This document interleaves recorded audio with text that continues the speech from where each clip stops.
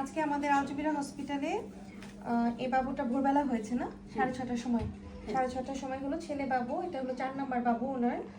ওনার দুইটা বাবু বেঁচে আছে, একটা বাবু আইইউডি ছিল। যাই হোক সবগুলো নর্মাল ডেলিভারিতে হয়েছে। এই বাবুটাও আলহামদুলিল্লাহ শেষ পর্যন্ত নর্মাল ডেলিভারিতে হয়েছে। গতকালকে উনি আমাকে দেখিয়েছিল, ওনাকে আসলে সবাই ভয় দেখাচ্ছিল সিজার করে ফেলতে হবে। দেন উনি আমার কাছে আসে, আমি বললাম যে না ইনশাল্লাহ নর্মাল ডেলিভারি হবে, আমরা সর্বোচ্চ চেষ্টা করব।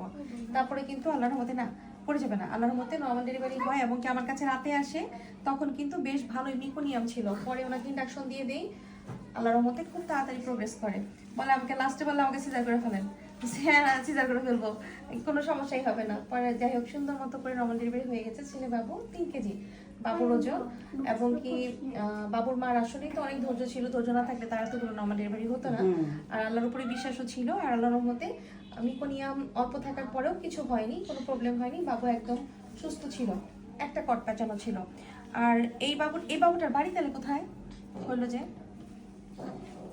আচ্ছা এই বাবুর বাড়ি কই?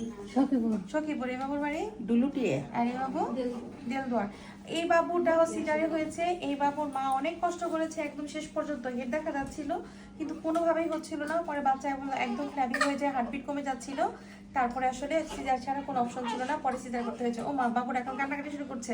যাই হোক যে যেখানে থাকেন সেখান থেকে নর্মাল ডেলিভারি চেষ্টা করে যাবেন, কারণ নর্মাল ডেলিভারি চেষ্টা করলে আল্লাহ রহমত করলে আর যদি ধৈর্য থাকে তাহলে কিন্তু হয়। প্রথম বাচ্চার ক্ষেত্রে অবশ্যই নর্মাল চেষ্টা করা উচিত, তাহলে দেখবেন যে নর্মাল হয়ে যাবে 90%। প্রথম বাচ্চা কিন্তু আমাদের এখানে 90% নর্মাল ডেলিভারি হয় প্রথম বাচ্চা, ঠিক আছে? কাজে নর্মাল ডেলিভারি চেষ্টা করতেই হবে।